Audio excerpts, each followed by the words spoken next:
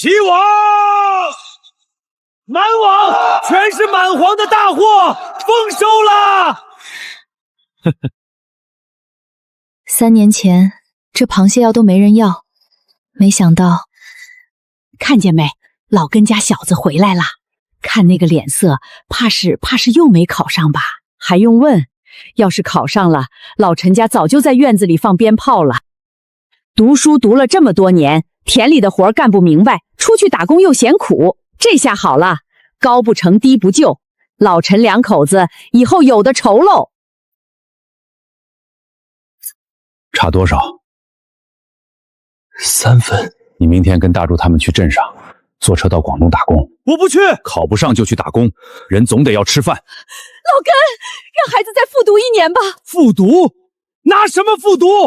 你看看这个家都让他拖累成什么样了，他都19了，我们还要养他养到什么时候？我出去走走。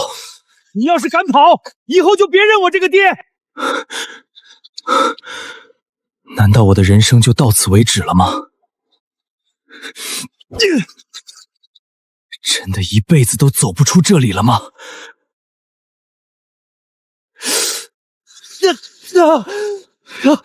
这是什么东西？陈峰，你蹲沟边干啥？别想不开呀！横行虫，白送都没人要的害虫。你看你长得丑，净干坏事，全村人都嫌弃你，恨不得把你赶尽杀绝。咱们俩还真像啊！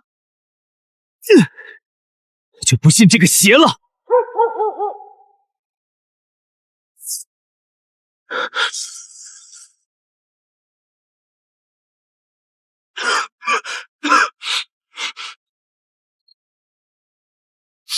你在锅里煮啥玩意儿呢？爹，我在煮吃的。那田沟里的毛蟹，我看挺多肉的，寻思煮了。你这个败家玩意儿！我让你去收拾东西去广东，你倒好，跑去田里抓这些咬秧苗的害虫。这玩意儿村里都没人吃，你居然费着家里的柴火和金贵的盐巴，在这里煮一锅烂泥摔。爹，这东西城里人叫毛蟹，肯定能吃。没人要是因为大家不会弄，我刚才试了，只要煮熟了。闭嘴！吃，你拿嘴吃！你是不是落奖把脑子落坏了？想靠这田沟里的臭虫翻身？你看看这锅里是什么德行！你要是今天能把这口烂泥咽下去，我明天就不让你进厂。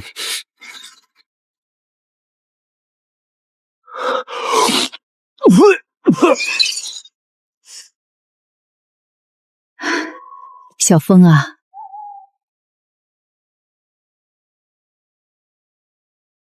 娘，你爹他那是急的，家里统共就剩那么点钱了，你又没考上，他怕你以后没活路。这田沟里的东西，肚子里全是烂泥巴，壳上也全是脏东西。你不让它吐泥，不刷干净，直接扔进水里煮，光放盐巴有啥用？娘，你的意思是这东西能做好吃？做吃的东西不能光靠蛮力。明天你爹下地早，你起早点去后院水井边上，把这些横行虫放进大木盆里，倒点清水，滴2滴清油，把肚子里的泥沙先吐干净。明天你把它们吐干净后，拿你爹把旧牙刷把壳上的泥缝都刷出来，去后屋檐下摘几把那野长的紫苏叶子，多拔2块老姜，蒜瓣切碎，再把你爹舍不得喝的那半瓶散装米酒拿出来去腥。这东西泥气重，得用霸道的料才能压得住。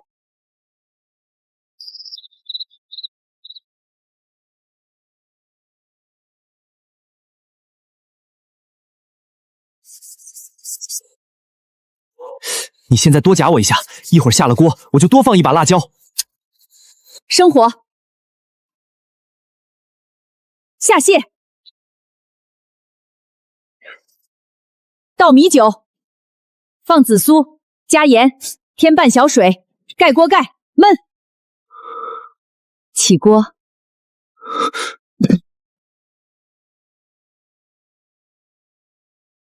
成了。快过来，去，走开啊！去，滚！谢谢啊，你们这村里的狗也太凶了。我们村的狗不咬老实人，专咬鬼鬼祟祟到处乱看的人。你是干啥的？拿个铁匣子在村里乱转啥？你这人说话怎么这么难听？什么叫鬼鬼祟祟？我叫林夕，是城里报社来的实习记者，我在做乡村空心化的专题报道，拍真实的情况而已。倒是你们村连条干净路都没有，院子门口还坑坑洼洼。嫌脏你别来啊，我们这儿就这样。你要拍穷相回城里交差，去别处拍，我家不欢迎。你在锅里炖了什么？怎么这么香？怎么，城里记者啥山珍海味没吃过，还能被我们这乡下土锅馋到？香就是香，跟城里乡下有什么关系？这是螃蟹，可是看着又不太像我们平时吃的大闸蟹。我们这叫横行虫，田沟里的害虫。前2天村里人还说这东西白送都没人要，鸭子都不吃。刚出锅的，第一城里记者敢不敢尝尝我们这田沟里的害虫？你敢做，我有什么不敢吃的？太够味儿了！如果在城里，喂，嘴硬的家伙，你知不知道，这东西要是拿到县城夜上去卖给那些喝酒的人，能赚多少钱？你把它再往前推一点，对，让外头那点夕阳的光好打在蟹壳上。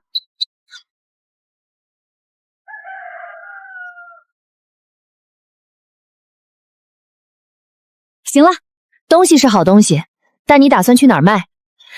镇上的大饭店肯定进不去，他们最怕这种田沟里的野路子影响自家招牌。我不去大饭店，这种重口味的东西，大饭店里那些端着架子的人吃不惯，也拉不下脸去啃。要卖，就得去最缺滋味、最想吃口热乎饭的地方。走，去国道边上的大棚饭摊儿。小伙子，没看这正吃饭呢吗？挑的什么东西往这儿挤？去外面摆，我这是吃饭的地方，别在这儿挡道。各位大哥，跑了1天路，嘴里都快没味了吧？我这儿有刚出锅的开胃硬菜，保准你们吃一口就开胃。我当是什么山珍海味？这不是水沟里的小毛蟹吗？这玩意儿全是硬壳，处理不好可不好吃。就是啊，小兄弟，这东西真能做成菜。先别往桌边挤，我们还吃着饭呢。这第一只我请你尝，你尝一口，要是觉得有一点泥腥味，要是觉得这味道不够开胃，我陈峰今天转身就走，不耽误大家吃饭。行，小子，话可是你说的，我今天就替大家尝尝，要是难吃，你可别怪大家不买账。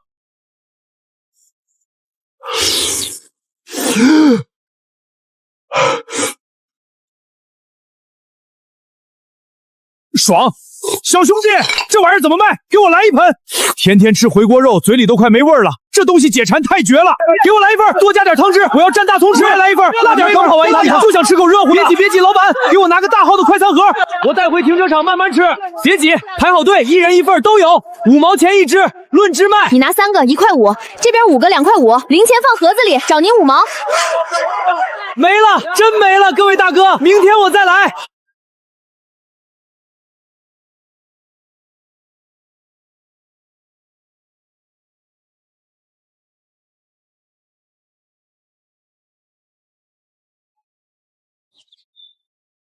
5分钱1斤，收毛蟹了，活的大的全收，当面结账，绝不欠款。哎呦喂，老陈家的疯子这是落榜受刺激，疯得更厉害了。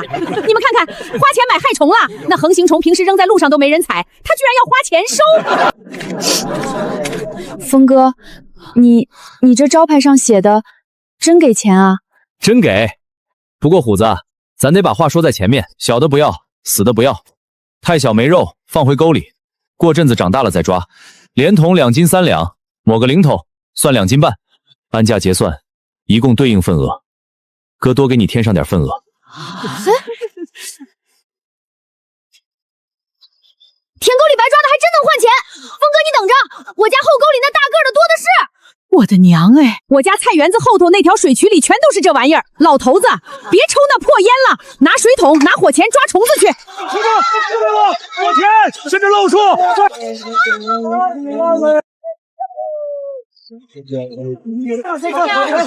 疯子，快称我的，足足有10来斤呢。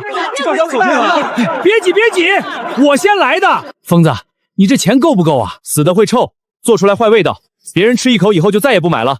死的不要，听好了，小的不要，死的不要，臭的不要。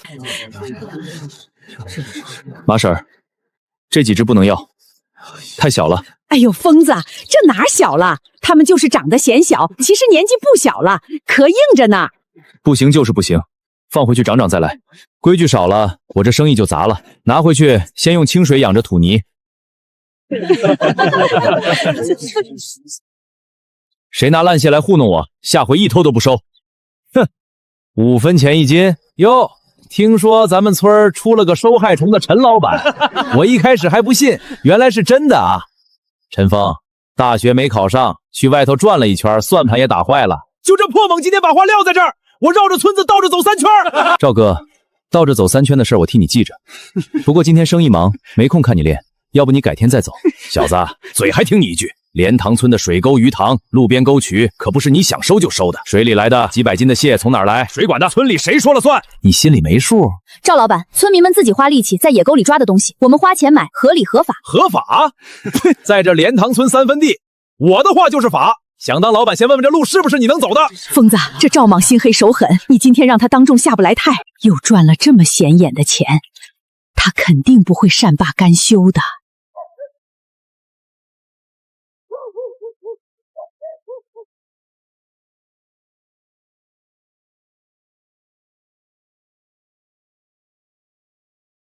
赵猛，你这是干什么？凭什么封水沟？瞎了你的眼，没看见我在维护村集体财产吗？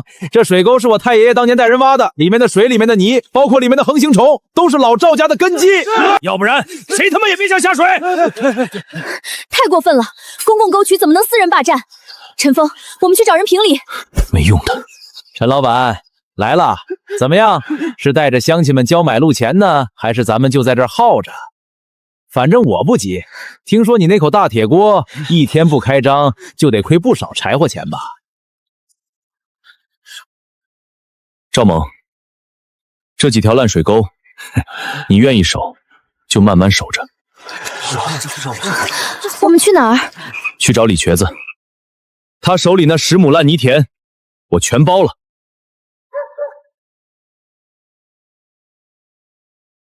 李叔。你手里那10亩烂泥田，疯子，你落榜受刺激，拿书寻开心是吧？那破地倒贴钱都没人愿意去开荒，你要租？不寻开心，真租。1年120，连租3年，钱我一次性结清给你。你真要？那破地可种不出粮食啊！我不种粮食，我养蟹。地块位置：村东头低洼田10亩，租期3年，租金360元整。租赁期间，土地使用权主陈峰所有，无论产出什么、挖成什么样，原主不得干涉。李叔，按个手印，钱就是你的了。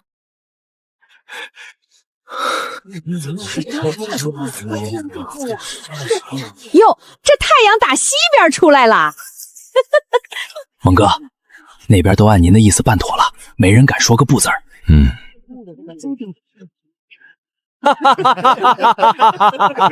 就凭他租那片烂泥田，简直是自寻死路。我倒要看看他能翻出什么水花。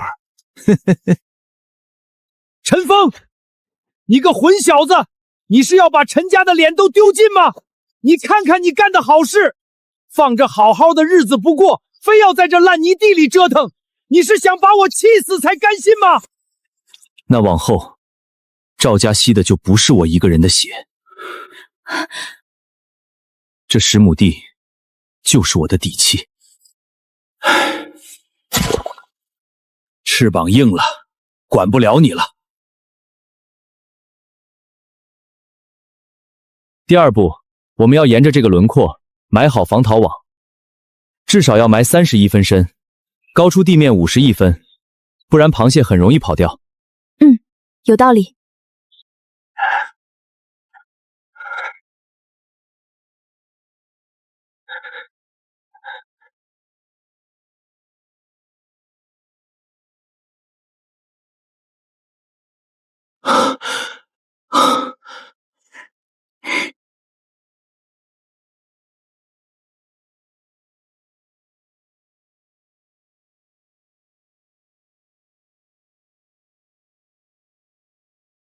下堂。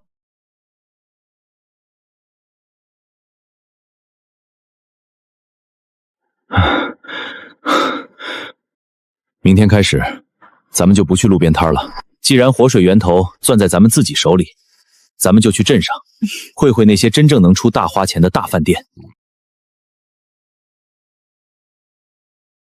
靠山村的夏天说变就变，白天还把人烤了一张油，现在连风都停了。要下暴雨了，看这云层的架势，上游的河水肯定要暴涨。村东头那片10亩的烂泥田，谢苗才刚下塘不到半个月，新泥堆的田缸根本没压实，一旦山洪倒灌，绝对撑不住半小时。汤！陈峰，拿手电筒。那360块的租金，那几百斤手刷洗的活蟹，在饭摊上低三下岭赚来的第1桶金，我在这泥巴地里抠出来的全部希望，全在那个塘里。绝口了！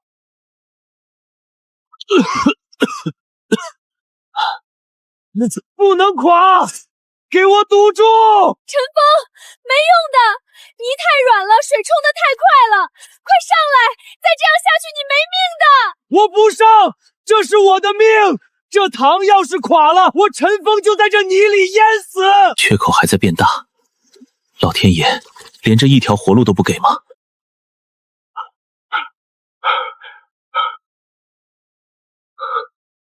爹，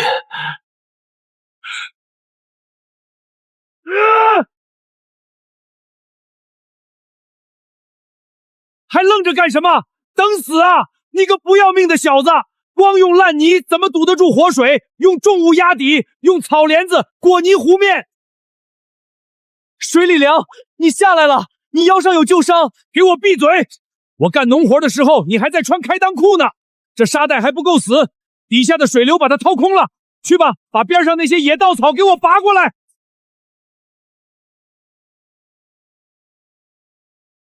桩子要断了，挺不住了！爹，填泥！别他娘的看我填泥！这塘要是保不住，我今天就死在这儿！给我填！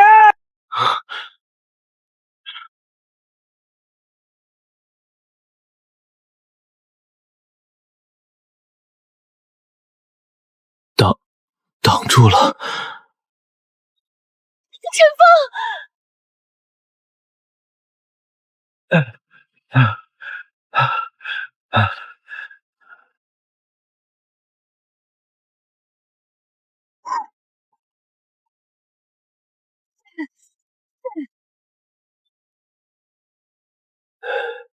小子，这泥巴坑还真让你给守住了。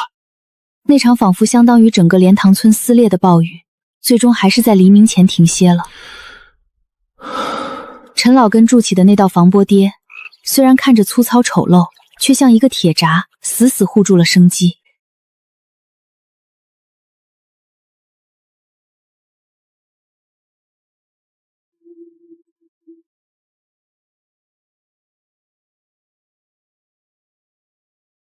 好家伙，这底板多白，壳都泛着青光了。这才大半个月，怎么看着比当初野沟里收上来还要肥？烂泥田里浮游生物多，加上碎我们每天按时投喂剁的螺丝小鱼虾，这又是活水，当然长得快。最关键的，在塘里饿了几天，肚子里的泥沙吐得干干净净，肉绝对比野生的紧实。沈道饭摊这几天每天在催货，现在咱们自己塘里的这批肥蟹终于能顶上了。如果每天出货量翻倍，我们的利润……出货量翻倍，我这双手就得废，得找人。这生意要是想做大，靠我一个人在土灶前抡铁锹一样的铁锅铲，早晚得累死在锅台边上。可是村里人谁愿意来干这种没日没夜的苦力活？而且配方和火候是咱们的命脉，找外人不放心。那不是大柱吗？听说了吗？大柱在南边的流水线上出了事，机器出了故障，手给拧了。大柱哥，疯子，听村里人说你现在不考大学，改在泥巴坑里折腾了。机器夹的，没事儿，少半截还能干活。怎么搞的？厂里没赔钱吗？赔什么？广东那边的厂子大灯一晚上都不熄，流水线跑起来人就不能停，手慢一点，组长就指着鼻子骂。吃饭也赶，睡觉也赶，上个厕所都要掐着秒表，也不是不好，至少每个月能见到现金。可是就是啥都扣啊，吃住扣、工服扣，就连我这手夹了，说是赔了一点钱，转头医药费又给扣回去一大半。我在这条线上像个陀螺一样转了一整年，临了。1年下来，除了这半截手指头，就攒了800块钱。800也不少了，村里多少人一年到头在土里刨活，连这800块现钱都摸不到。是啊，不少了。可我以后还能干啥？我废了，疯子！我连拿筷子都夹不稳菜，谁家工地还要我这种残废？我要。你说啥？我说我要你。我现在的蟹塘缺人，后厨缺个洗蟹看火的，去镇上大棚饭摊摆摊也缺个人搭把手。你熟路，力气大，又肯吃苦，要不要留下来帮我？疯子，你别拿我寻开心了，也别可怜我。我这手能干啥？我连个满桶的水都提不起来了。放屁！王大柱，你给我听清楚了，能拿筷子你就能给我洗蟹，能走路你就能给我挑担。缺半截手指头怎么了？你缺的只是半截石头，又不是缺了你那颗大老爷们的胆子。让我想想。想个屁！跟我来！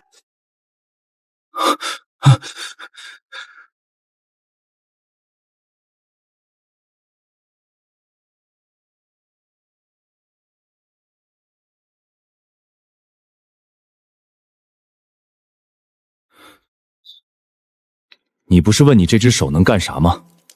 过来。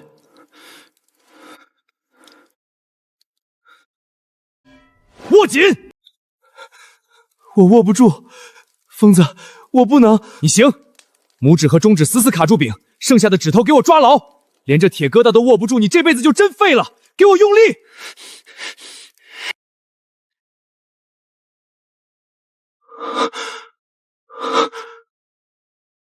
倒辣椒，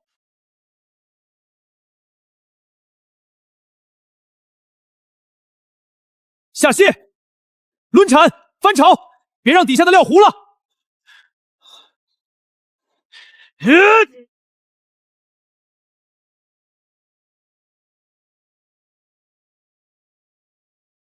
好，就这样，火候稳住。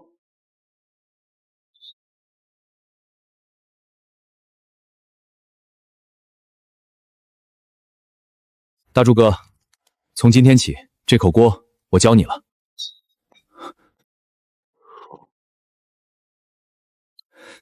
疯子，啥也不说了，只要你一句话，这口锅我王大柱拿命给你抡圆了。大棚饭摊消化不了这么多货，再这么下去，咱们就得压塘了。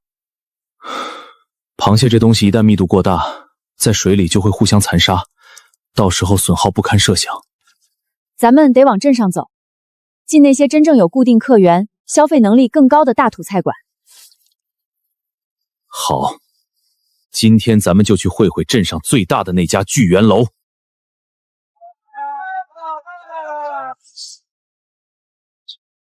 干什么的？谁让你们进来的？钱老板，我叫陈峰，莲塘村的，今天来是想给您这儿添一道能压轴的下酒硬菜。我当是什么山珍海味？这不是水沟里专门夹断秧苗的横行虫吗？你知不知道我这是什么地方？我这是请客吃饭的大馆子。你弄一堆田沟里的泥巴虫上桌，要是把我这10几年的金字招牌砸了，你赔得起吗？钱老板，您先别急着赶人，这东西只要处理得当，味道绝对是一绝。我们在省道的大棚饭摊已经试过水了，供不应求，而且这毛蟹成本低，我们给您的供货价绝对公道。只要您稍微一加工，这一盘的利润率至少能达到300%以上。利润再高有什么用？账不是这么算的，丫头。这东西壳硬肉少，还藏着一肚子脏泥，万一哪个客人吃坏了肚子，我一天得赔多少钱？行了，别废话了，赶紧跳出去，别弄脏了我的后厨地板。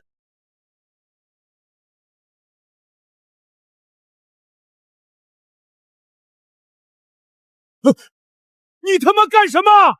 钱老板，咱们打开天窗说亮话，你怕砸招牌，我理解，我不跟你要1分钱定金，今天我就借你一个灶台，这毛出，调料我出，甚至火我都自己烧，我就在你的店里免费炒3天，这3天里做出来的香辣蟹你只管往大厅端，客人愿意点你收钱，客人要是不吃，这3天的损耗我陈峰照价全赔。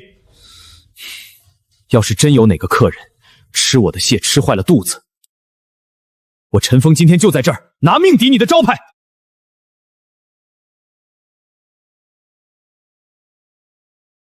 钱老板，口说无凭，白纸黑字写得清清楚楚，免费试菜3天，一切风险我们承担，利润全归你。您是个精明的生意人，这笔稳赚不赔的买卖，您难道还要把财神爷往外推吗？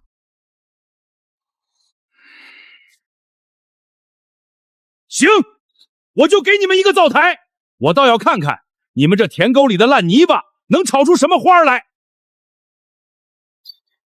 接过。椰子酥、干辣椒段、老姜子、蒜末。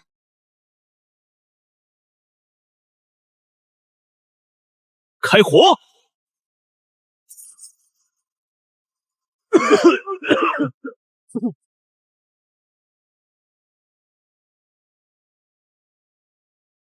料酒，紫苏，紫苏。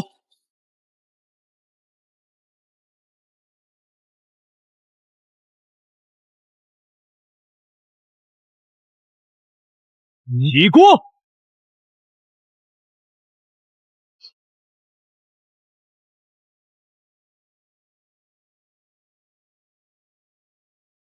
钱老板，端出去吧。把这盘菜端给3号桌的刘工他们，就说是后厨今天送的下酒新菜。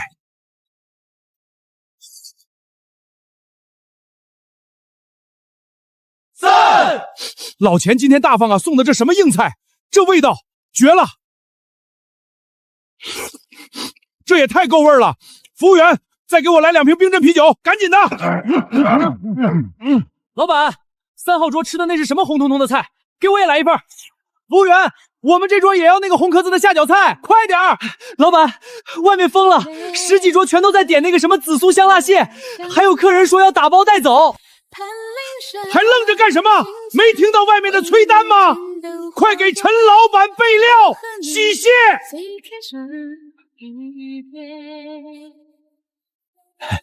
陈老板，林小姐，这是这3天香辣蟹的全部利润，1分不少，全在这儿了。钱老板，咱们白纸黑字写的清楚，这3天的利润归你。哎呦，林小姐，您这就是打我老钱的脸了。我老钱有眼不识金镶玉，这钱你们必须拿着。不仅如此，以后你们莲塘村蟹塘里出的极品货，我聚源楼全包了，供货价按你们说的算。钱老板，这3天的钱就当是我给聚源楼交的摊位费。至于以后的供货价，以后每天50斤起送，现金结账，绝不压款。钱老板，明天早上6点，咱们账本前见。陈大凤，陈大凤，要对活蟹，定对活蟹。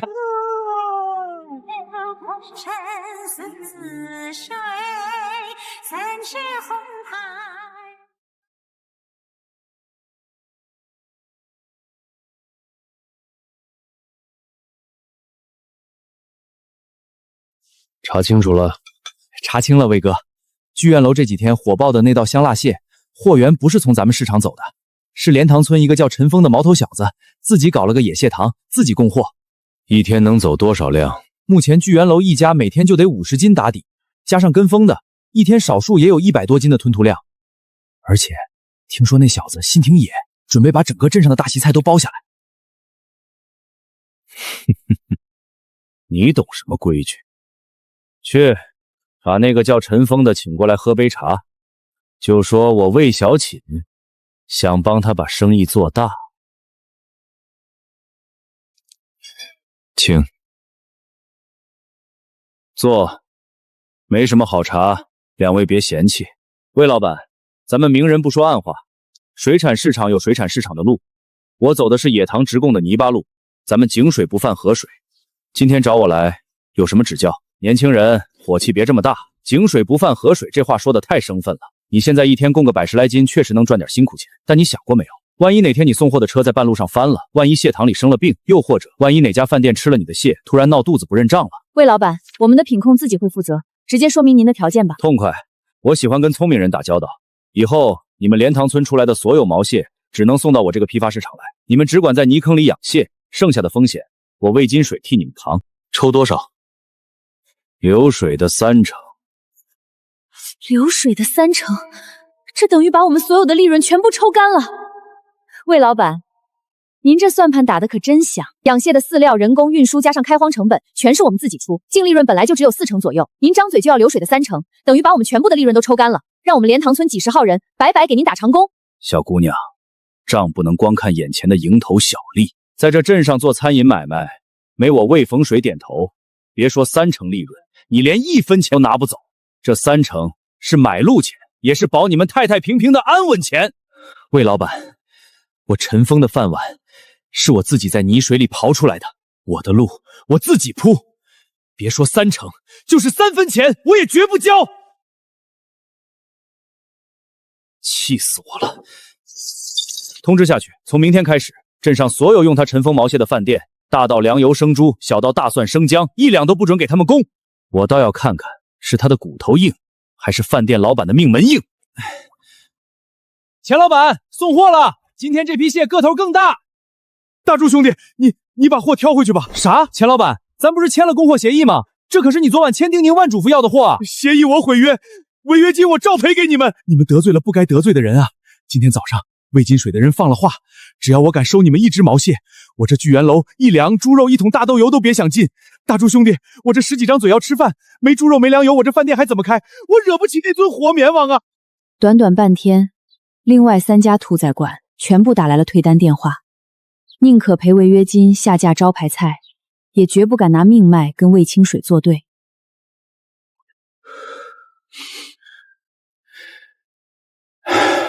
压糖了，300斤活蟹撑不过2天就会发烂，倒回去只会互相残杀，进退维谷。这就是魏金水的手段，他不跟你打架，他只掐断你的渠道，他要让你眼睁睁看着自己辛辛苦苦养出来的东西死在院子里，让你知道，在这个镇上离开了他，你寸步难行。疯子，要不咱就低个头吧，3成总比全砸在手里强啊！不行，今天交了3成，明天他就能要5成。这口子一开，咱莲塘村世世代代都得给那个姓魏的当长工。饭店的门关了，那是别人的门，他不让饭店收，我就不卖给饭店。他魏金水能管住那些怕事的老板，他还能管住镇上成百上千张想吃饭的嘴吗？陈峰，你的意思是把3轮车推出来，咱们自己支锅，去镇上人最多最吵，他魏清水最管不到的地方，饭馆不敢接的客，我陈峰自己接。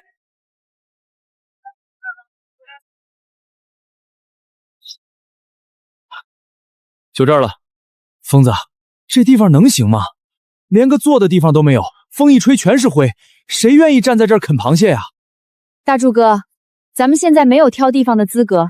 魏金水把镇上所有体面饭店的门都给咱们焊死了，咱们要是还端着架子，这300斤活蟹明天就得全臭在院子里。大饭店有大饭店的吃法，野路子有野路子的活法。魏金水以为掐断了渠道就能捏死我，但他忘了这镇上几万口人，不是每个人都去得起聚源楼的。只要味道够硬，就算是蹲在垃圾堆旁边，我也能让他们抢着把碗舔干净。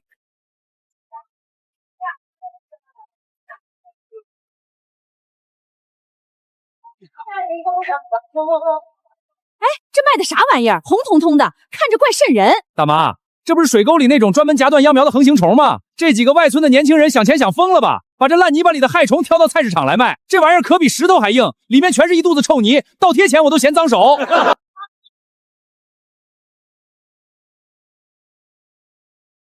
大柱哥，准备好了吗？弄。点火！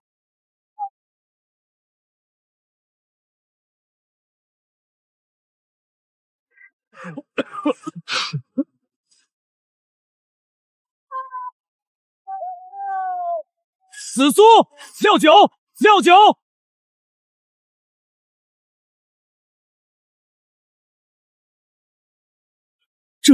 这是什么味道？怎么这么香？起锅！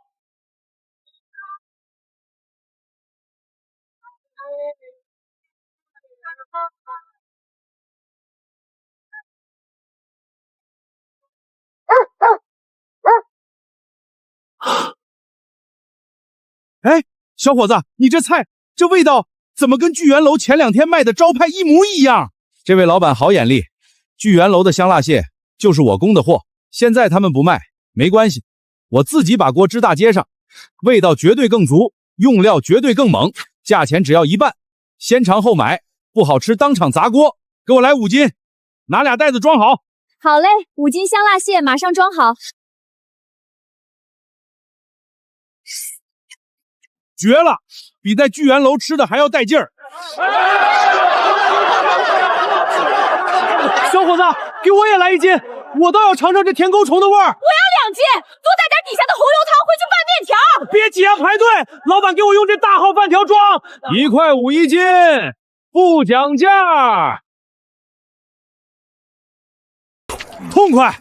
这玩意儿配烧酒简直是绝配。以前真是瞎了眼，这么好的东西居然当害虫采，这才是把活路攥在自己手里的滋味。没了，今天真没了。想吃的各位街坊，明天中午原地方，咱们不见不散。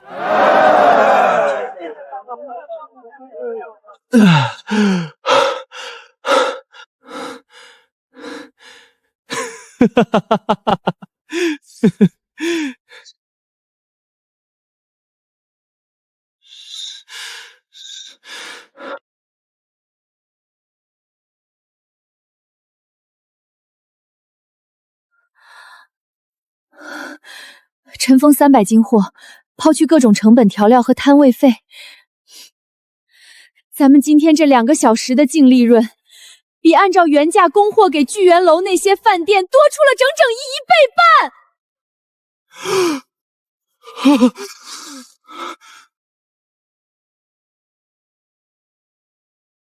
魏金水，你以为关上了一扇门，就能把我们憋死？你永远不懂，泥腿子会直接把墙砸个稀巴烂。魏金水不要咱们走他的大路，那咱们就在这菜市场门口，硬生生踩出一条谁也拦不住的野路子。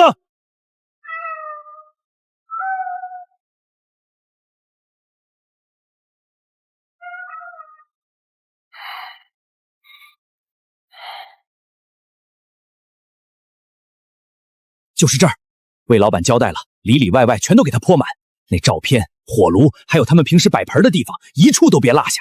哼，明天我看他们顶着这股臭气还怎么卖吃的。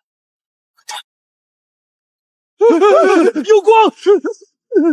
糟了，有光！是对面楼上有人，快撤！从聚源楼被断供的那一刻起，我就知道魏金水那种恶霸不可能眼睁睁看着我们在菜市场把生意做起来，明面不成，必然来阴的。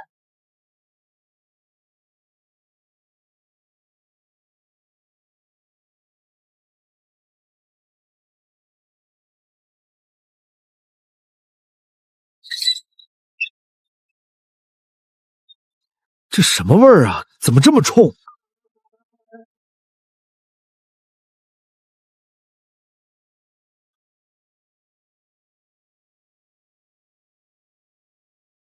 还能是谁干的？镇北的魏老板，手段也就只剩下这点见不得光的下三滥了。这也太欺负人了！他们这就是想断了咱们的生路。这地方臭成这样，苍蝇都在打转。一会儿中午饭点，客人谁还愿意往这儿凑？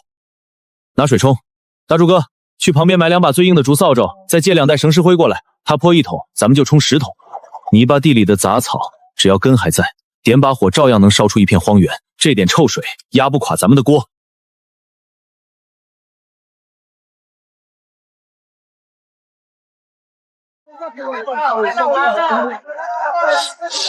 疯子，这味儿还是没去干净。要是客人嫌弃，生火！这世上最能掩盖味道的，就是更猛烈、更霸道的味道。等火一开，什么阴沟里的臭味儿，都得给我老老实实的趴着。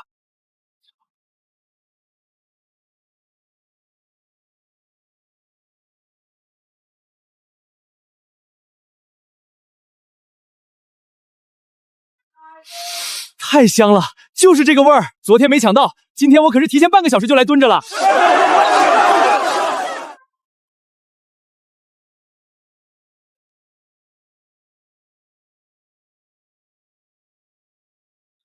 哎呀，钱都下到了。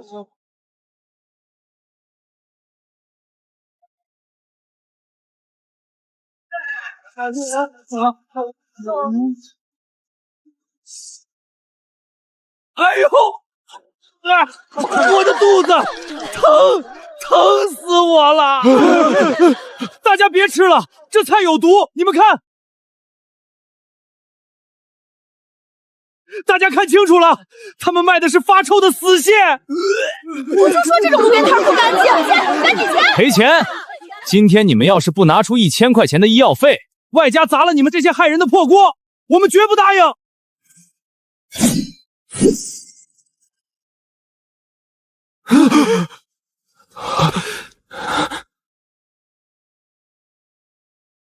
饭可以乱吃，话不能乱说。各位街坊看清楚了，这只蟹外壳发白，底板毫无油光，最关键的是它的壳里壳外连一丝紫苏的颜色和干辣椒的红油都没有浸透。我陈峰的锅里300度的滚油加上猛火爆炒，哪怕是一块石头扔进去，出来也得裹满红油。这只蟹分明是刚从臭泥沟里捞出来的死货，你告诉我，这是从我这口沸腾的油锅里捞出来的？对啊，这只分明没过油啊！这几个人是不是故意来找茬的？你少在这儿狡辩，谁知道是不是你故意没炒熟？反正我大哥是在你这儿吃坏的，你别想赖账。我们赖账。这位大哥，昨晚凌晨2点，你们带着塑料桶来这墙根底下泼臭水的时候，也是这么理直气壮的吗？我刚才一直盯着你们，那只死蟹是你趁大家不注意从布兜里掏出来扔进盆里的，需要我把刚才按快门拍下的底片洗出来拿给大家看看吗？行，你们有种，这笔账魏老板记下了，咱们走着瞧。呸，什么东西，真不要脸！疯子，这事儿不能就这么算了。那魏金水是镇上的地头蛇，今天泼臭水扔死蟹，明天指不定干出什么更缺德的事儿。你们还是赶紧去镇上报案吧。不用，报案关几天没用，大路朝天各走一边。他魏金水既然喜欢玩断人活路的阴招，那咱们就用这街头上的规矩，让他一次把教训吃透。镇上的首富金大发要嫁女儿，在打谷场连摆3天，每天100桌的流水大席，这可是滴着肥油的巨大肥肉，需要的食材是个天文数字。打听清楚了，金大发这100桌流水席采买大权一直没定下来，魏金水那边的人像苍蝇一样围着金老板转，想要一口吞下这3天大席的全部食材供应。听说今天下午魏金水的主事就要带着菜单去跟金大发最后敲定。魏金水把镇上饭店的门封死了，咱们在这出货量终究是有上限的。如果咱们能把香辣蟹端上这100桌大席，全镇的人都能在同一天尝到咱们的手艺，到那时候就算魏金水有通天的本事，他也捂不住全镇人的嘴。疯子，那可是金老板的流水席啊！魏金水在镇上根深蒂固，咱们这种野路子连金老板的面都见不着。怎么见不得着？不是靠嘴说的，得看咱们手里的货硬不硬。把早上捞上来的精品蟹挑出来，烧猛火，下重料，给我炒一锅最地道的。好，升上！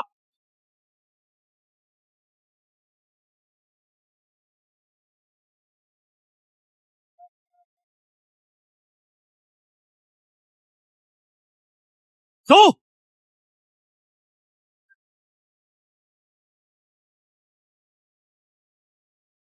金老板，您看这菜单，四喜丸子、红烧肘子、清蒸大鲤鱼，这都是镇上最上档次的硬菜。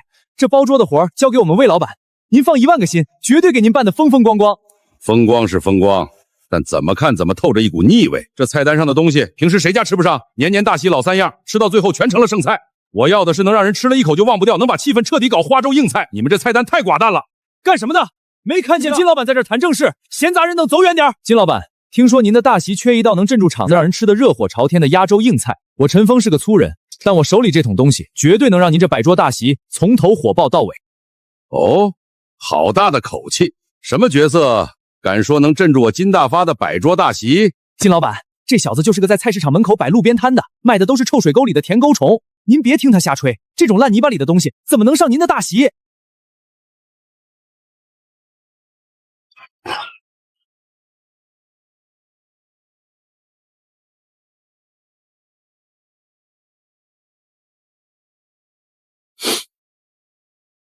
这味道太野了，太烈了，简直像钩子一样勾出了老子胃里的馋虫。这是什么做法？金老板，这叫紫苏香辣蟹，好不好吃您自己尝一口。要是不合口味，我立刻挑着桶走人，绝不废话。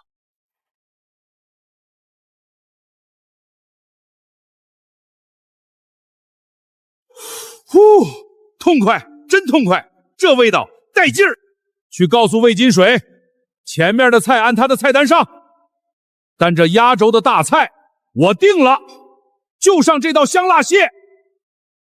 金老板，这小子就是个散户，您这可是连摆3天，每天100桌的流水席啊！一桌一盘，一天就是100盘，3天下来那是成百上千斤的量。就凭他，别说1000斤，他就是把莲塘村的水沟翻个底朝天，一夜之间也绝对凑不出这么多极品活蟹。小伙子，他说的也是实话。我大席后天中午正式开席，你要想接这个活，明天天亮之前必须给我把1000斤个顶个肥的活蟹送到这儿，差1两，我拿你试问，你能办到吗？10亩蟹塘的存货绝对够了。金老板，明天早上6点，1000斤极品活蟹，个头绝对不比您刚才吃的这只小。我陈峰连车带货，准时停在您的后厨门口。1000斤毛蟹，要在今晚几个小时内把10亩蟹塘全过一遍网。起网挑选分装，最要命的是必须一只只清洗干净泥巴，光靠我们3个人，累到吐血也绝对干不完。大柱哥，拿铜锣！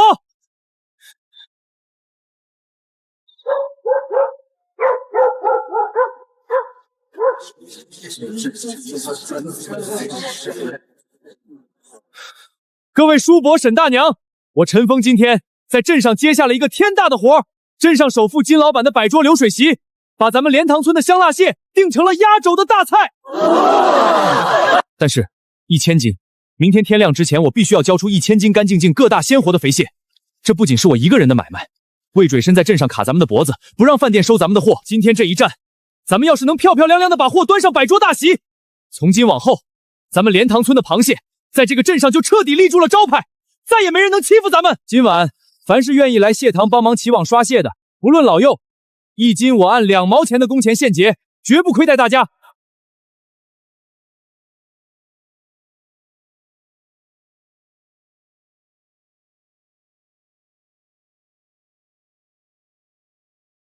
我儿子今天是在外面跟那些镇上的恶霸拼命，他是在给咱们这群一辈子只能在泥地里刨食的泥腿子，硬生生抠一条大路出来。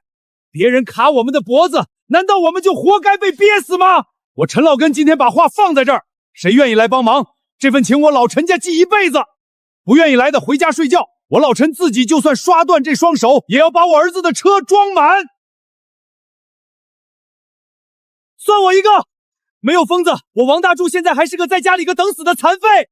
算我家一个，不就是刷虫子吗？老娘刷了一辈子锅，还怕这个？我也去，我家里还有几个大木盆，我全搬过去。去借探照灯，把各家的手电筒全拿出来。陈峰，王大柱，1、2，拉！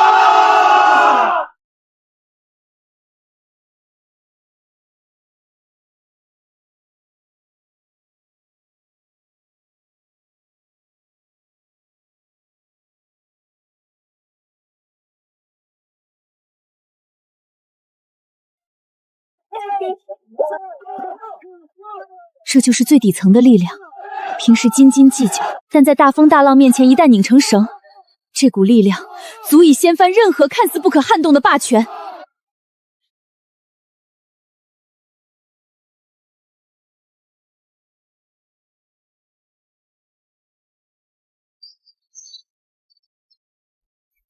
1050斤，1两不少。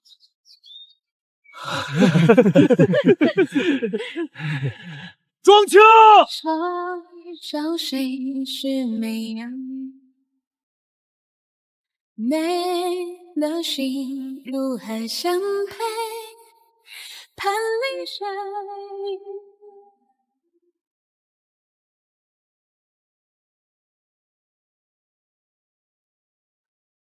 大柱兄弟，这么晚了还在替别人卖命呢，真是个实在人啊！大柱啊，我可是听说过你的事儿。魏老板，你拦我干什么？咱们井水不犯河水，我还要赶回去帮疯子干活。哼，疯子叫的可真亲热，在南边出了意外，手指头都没了半截。陈峰看你老实，拿你当不用付大价钱的苦力使唤罢了。你一天到晚闻油烟抡铁铲，他赚了大头，分给你几个子儿。疯子没亏待过我，用不着你一个外人操心。让开，我要过去。急什么？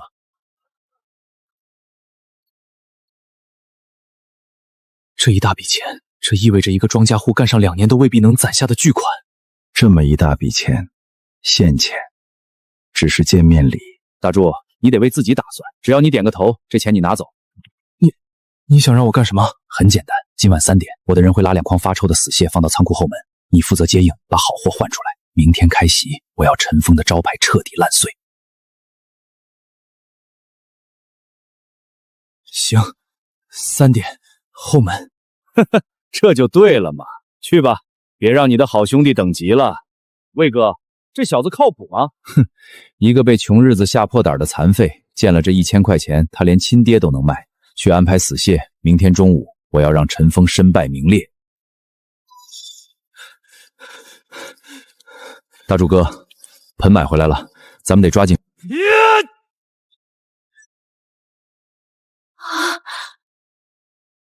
魏金水这小子把我当要饭的了，他半路把我劫了。他拿着1000块钱，让我今晚3点在后门接应，把咱们1000斤的活蟹全换成臭死蟹。疯子，他以为我好被倒了畜生使唤都没弯过腰，连脊梁骨也一起跟着没了。他拿1000块就想买我卖的兄弟，我呸！在底层摸爬滚打，有些人在泥巴里摔打出来的骨气，是金钱永远买不断的。好哥哥，我陈峰没看错人。大柱哥，魏金水的手段太黑了，这是要在全镇人面前彻底断了我们的活路。那咱们现在怎么办？要不把仓库锁死，今晚谁也别睡，就在这守着。不，防贼是防不住的。魏金水敢送死蟹上门，说明做好了万全的准备。我们不接，他明天还会想别的阴招。疯子，你的意思是，他想要局中局，咱们就陪他唱这出大戏。他以为用钱能买通我的人，那我就让他看看，他平时踩在脚底的那些泥腿子是怎么让他付出代价的。林夕，你去找老孙头，立刻去，把明天大白菜和土豆的活双倍价格包给他。今晚3点，让他带菜车停在咱们后巷外，有一份大礼要送给魏金水的酒楼。大柱哥，这钱是魏老板赏的，咱们一分不少的收下。等会儿到了3点，你得受点委屈，装出一副拿钱办事、心虚害怕的贼样子。魏金水肯定在暗处留了眼线盯着咱们，这场戏咱们得演得真真切切的。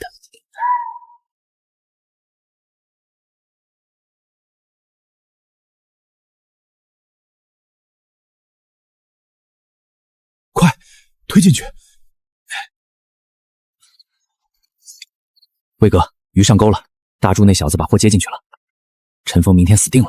好，给我盯死前后门，明天中午我要看一出好戏。疯子，这味儿太冲了，这得是死了好几天的烂货。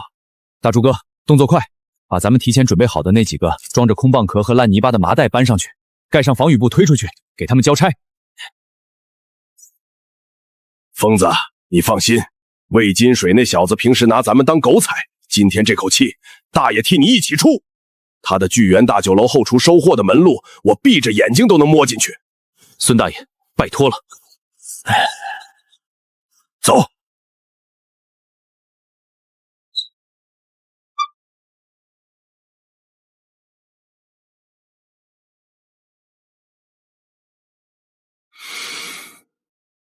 天亮了。是啊，天亮了。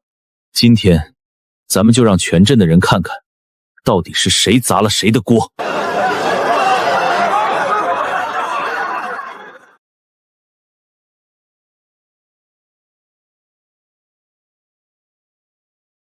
我再旺点儿，底下的汤汁要收紧了。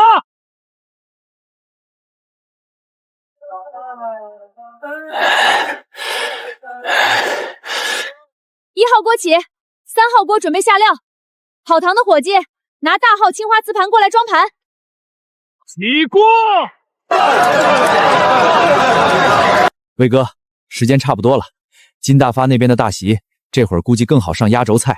陈峰现在怕是已站在台上，被人指着鼻子痛骂了。哼，1000斤发臭的死蟹端上桌，这可不是骂几句就能了事的。喜宴被砸了，他不把陈峰的皮扒了才怪。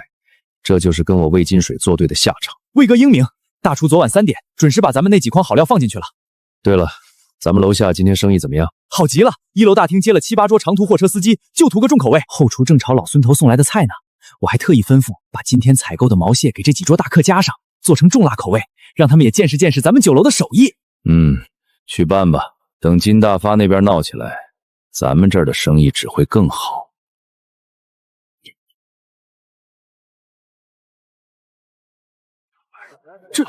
这是什么菜？这味道也太香了，看着像是沟里的毛蟹，可这颜色怎么这么透亮，一点泥腥味都没有。各位亲友，这是我专门请师傅做的新菜，大家都尝尝，看够不够劲儿。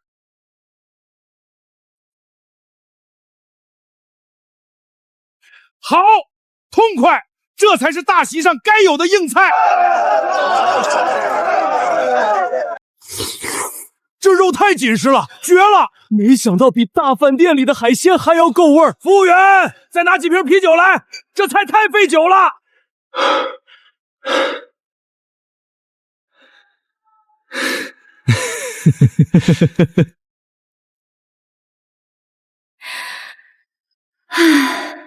大家看啊，聚源酒楼坑人了！魏金手平时压咱们的秤，今天终于遭报应了，找他要个公道。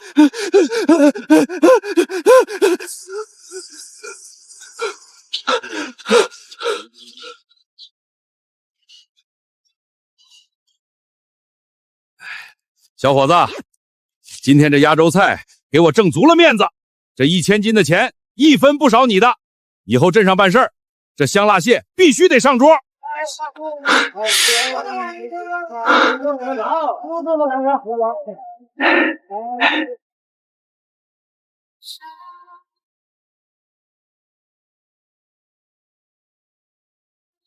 那股最原始、最霸道的紫苏香气，终于在这个镇子上彻底生了根。一场喧嚣落幕，镇北农贸批发市场的天亮了。各位老板，以前这镇上的水产是怎么供货的，我不管。但从今天起，从我陈峰手里出去的货，只讲这3条规矩，咱们长长久久的把这碗饭吃安稳。好相配，你冷了我才会遇见新的人。疯子回来了，咱们莲塘村的大能人回来了。疯子，你可算是给咱们村争了光了，现在全镇的人都在夸呢。他能迂回不回，我却只有你知道世界没有更外。各位叔伯婶大娘，昨天晚上如果不是全村人点着灯熬着夜帮我刷那1000斤活蟹，今天我陈峰就是有天大的本事也过不去这道坎儿。但是光说蟹没用，我陈峰今天回村是要带着大家一起把这碗饭端稳了。这上面是我和林夕摸索出来的养蟹土办法，挖塘引水、投喂、防病，写得清清楚楚，一看就懂。这册子今天免费发，符合标准的蟹，我陈峰全部包收，当场过秤现金结算，绝不拖欠大家1分钱。峰哥，我家后头那2亩低洼地能挖塘不？我也要跟着你干。能，只要水通都能挖。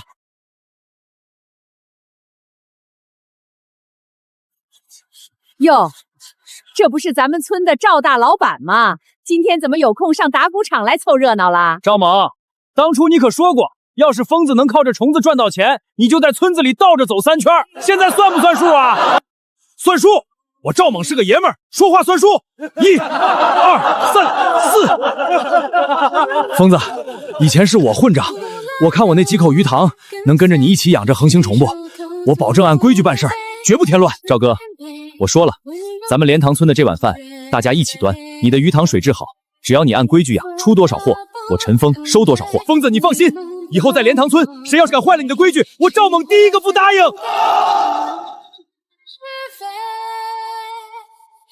儿子嫂子好似重新找回了男人的尊严。